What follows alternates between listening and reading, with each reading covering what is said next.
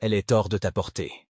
Cette pensée, cet affreux mensonge, a hanté mon esprit pendant des années. Depuis mes 14 ans, cette idée s'est installée comme une vérité absolue dans ma tête. Je ne l'ai jamais remise en question, je l'ai acceptée comme un fait. Et elle m'a suivi, sournoisement, jusqu'à mes 25 ans. Je croyais qu'il existait une sorte de ligue exclusive à laquelle seules les personnes attirantes appartenaient.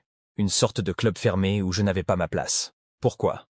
Parce que je n'étais pas assez grand, pas assez musclé, pas assez riche, pas assez drôle, pas assez accompli, et bien pas assez alpha.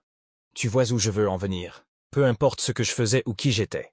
Je n'étais jamais assez. Cette pensée me rongeait. Elle me paralysait. Elle m'empêchait d'être moi-même. Elle m'a fait perdre tant d'opportunités. Et pire encore, elle a détruit ma confiance. Chaque fois que je croisais une femme séduisante, ce sentiment de ne pas être à la hauteur se renforçait. C'était comme une voix dans ma tête qui me répétait sans cesse. Elle est trop bien pour toi. Pourquoi essaierais-tu même? Et cette voix, je l'écoutais. J'y croyais. Alors, je me mettais à surcompenser. Je faisais tout pour prouver que je pouvais être assez. Je payais des verres. Je me montrais excessivement attentionné. J'essayais de me montrer impressionnant. Et même parfois, je déclarais mes sentiments bien trop tôt. Et tu sais quoi? Cela n'a jamais marché. Chaque tentative échouée me ramenait à cette conclusion. C'est parce que tu n'es pas à la hauteur. Chaque échec était une confirmation de ce que je croyais être une vérité immuable. Mais aujourd'hui, je veux te demander quelque chose. Est-ce que tu t'es déjà senti comme ça? Toi aussi? As-tu déjà cru que tu n'étais pas assez pour quelqu'un? Je parie que oui. Et tu n'es pas seul. Cette expérience est bien plus courante qu'on ne le pense. On est nombreux à avoir cette petite voix dans notre tête qui nous sabote, qui nous pousse à croire qu'il existe une sorte de barrière invisible entre nous et les femmes qui nous attirent. Mais écoute-moi bien, ce n'est pas ta faute. Ce mensonge que tu as cru pendant des années, ce n'est pas toi qui l'as créé, c'est une construction. Une idée que tu as acceptée à cause de ce que tu as vu, entendu ou vécu. Et le plus important, c'est que cette idée est fausse. Totalement fausse. Aujourd'hui, je veux briser ce mensonge. Je veux que tu comprennes que personne n'est hors de ta portée. Tout cela n'existe que dans ta tête. Et pour t'aider à déconstruire cette croyance, je vais te montrer une technique puissante que tu pourras utiliser avec une femme qui te paraît significativement attirante. Mais avant d'entrer dans le vif du sujet, prenez un moment pour parler franchement, d'homme à homme. Parlons de cette idée qu'une femme puisse être hors de ta portée.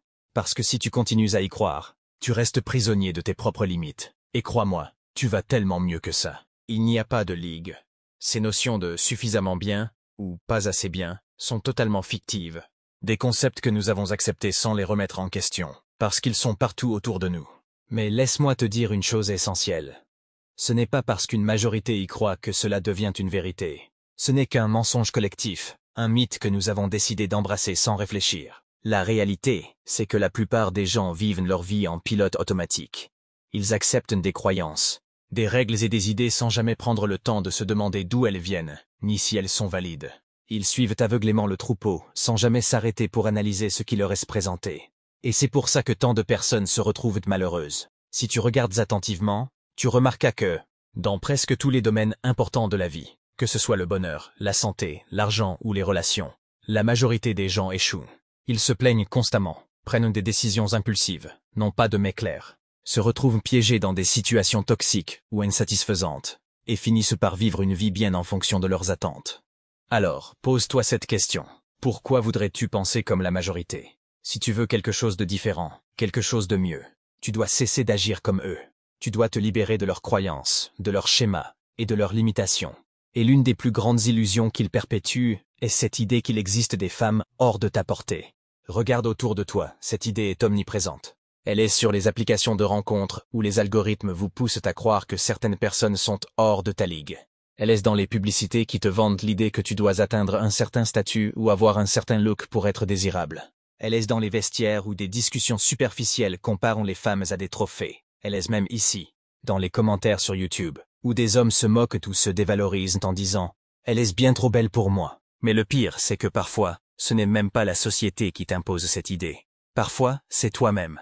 C'est toi qui contribues à renforcer ce mensonge, en classant les femmes sur une échelle de 1 à 10, en mettant inconsciemment certaines d'entre elles sur un piédestal et en te positionnant toi-même comme inférieur. Tu te sabotes sans même t'en rendre compte. Mais la vérité, c'est que cette échelle n'a aucun sens. C'est une construction mentale qui t'emprisonne et te fait douter de toi. Ce qui importe, ce n'est pas où quelqu'un se situe à cette échelle imaginaire, mais comment toi, tu te perçois. Parce qu'au final, Ce n'est pas une question d'apparence, de statut ou d'argent. C'est une question de confiance, de valeur, et de la manière dont tu choisis de te présenter au monde. Si tu continues à croire à ces fausses notions de ligue ou de classe, tu te limites tout seul.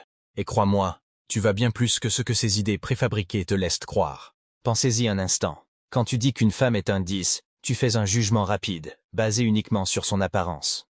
Tu ne connais rien de sa personnalité, de ses valeurs, ni même de ses intentions.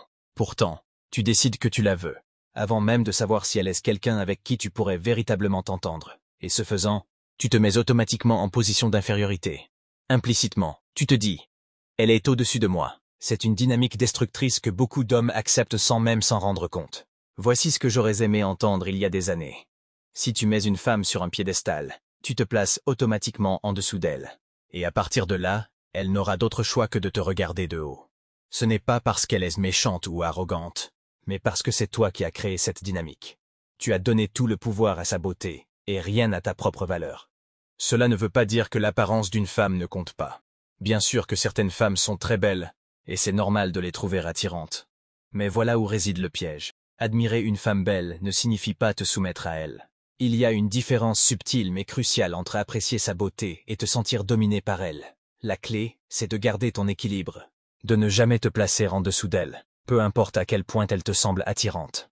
Regarde-la dans les yeux, sur un pied d'égalité. Et pour cela, tu dois commencer par changer la façon dont tu te vois toi-même. Ce que tu crois de toi-même finit par devenir ta réalité. Si tu te vois comme inférieur aux femmes qui te plaisent, alors c'est là que tu restes. Mais tu as toujours le choix de te percevoir autrement. Tu n'es pas condamné à vivre avec les réglages par défaut que la société, ou même tes expériences passées, t'ont imposé.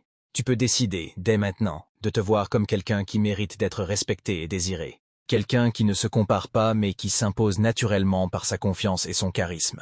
Et c'est là que tout change. Parce qu'à partir du moment où tu arrêtes de mettre les femmes sur des piédestaux, tu commences à voir les choses pour ce qu'elles sont réellement. Elle n'est pas hors de ta portée. Et toi, tu n'es pas en dessous. Tu es un homme avec sa propre valeur, ses propres forces et sa propre présence. Et ce que tu dégages devient magnétique quand tu crois sincèrement en toi-même.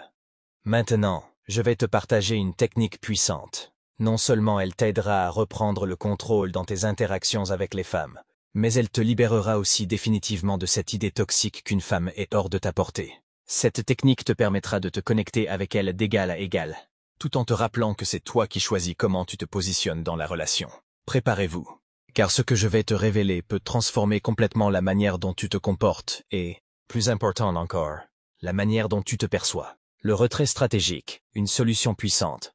Le retrait stratégique repose sur une idée très simple mais souvent ignorée. Tu donnes ton approbation, puis tu la retires à des moments clés pour créer un équilibre entre intérêt et mystère. Ce principe est particulièrement efficace au début d'une interaction, avant qu'un lien véritablement émotionnel ne se soit établi. Pourquoi cela fonctionne-t-il si bien? Parce que les femmes attachent une valeur particulière à l'attention et à l'approbation d'un homme qu'elles perçoivent comme ayant de la valeur. Cependant, si cette attention leur est donnée trop facilement, elle perd rapidement de son attrait. C'est humain. Nous ne valorisons pas ce qui est acquis sans effort. En revanche, si elle doit travailler pour obtenir ton attention, elle en ressentira l'impact émotionnel et sera bien plus investie dans l'interaction. Quelques points essentiels pour réussir le retrait stratégique. Gardez un ton ludique et confiant. Ces phrases ne doivent jamais paraître sérieuses ou négatives. L'idée est de créer un jeu, pas de provoquer de l'inconfort. Les gens jugent souvent votre valeur non pas en fonction de ce que vous dites, mais de la manière dont vous vous comportez et vous voyez vous-même. C'est là que l'effet miroir entre en jeu. Un principe puissant qui peut transformer la façon dont les autres vous perçoivent. Et par conséquent, la dynamique de vos interactions. Qu'est-ce que l'effet miroir? L'effet miroir consiste à refléter les comportements, les attitudes et les traits que vous admirez chez les personnes que vous considérez comme des modèles, ou comme ayant une grande valeur sociale. Cela ne signifie pas copier les autres, ou prétendre être quelqu'un d'autre. Il s'agit d'incarner la meilleure version de vous-même, celle qui inspire confiance, respect et admiration. Comment l'appliquer dans votre vie? Adoptez un langage corporel confiant. La façon dont vous vous tenez, dont vous bougez, et même dont vous respirez en dit longtemps sur votre niveau de confiance. Un dos droit, des épaules étendues, un regard direct, et des gestes mesurés projettent une aura de calme et d'assurance. Ces signaux subconscients influencent fortement la perception que les autres ont de vous. Étendez vos conversations. Les personnes de valeur ne se précipitent pas pour remplir les silences ou éviter l'inconfort. Elles posent des questions réfléchies, écoutent activement et savent captiver leur interlocuteur par leur présence. Prenez le temps de parler avec intention et profondeur, en montrant que vous accordez de l'importance à ce que vous dites et entendez. Projetez une aura de calme. L'un des traits les plus attractifs des personnes perçues comme ayant une grande valeur est leur sérénité.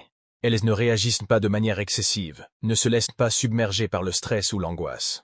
En cultivant un état intérieur de calme, vous envoyez un message clair. Vous êtes de vous et vous avez confiance en votre capacité à gérer les situations. Pourquoi l'effet miroir fonctionne-t-il? L'esprit humain est câblé pour détecter et réagir aux signaux sociaux. Lorsque vous projetez une image de confiance, de calme et de valeur, vous influencez positivement la perception des autres. Ce processus fonctionne de manière subtile mais puissante. Si vous vous comportez comme si vous étiez une personne qui mérite le respect et l'attention, les autres commencent à vous percevoir de cette manière. Ne prétendez pas être quelqu'un que vous n'êtes pas. L'effet miroir n'est pas une invitation à jouer un rôle, mais à amplifier vos qualités suscitées. Si vous forcez des comportements qui ne sont pas alignés avec qui vous êtes, cela sonnera faux et pourra même repousser les autres.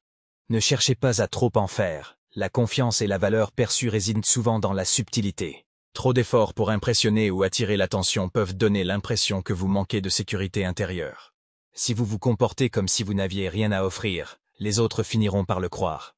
Mais en cultivant un langage corporel confiant, des conversations réfléchies et une aura de calme, vous transformez la façon dont les autres vous perçoivent. Cette image positive n'influencera pas seulement vos interactions avec les autres, mais renforcera également votre propre estime de vous-même. Au final, l'effet miroir devient un cercle vertueux. Plus vous projetez de valeur, plus vous en recevez en retour.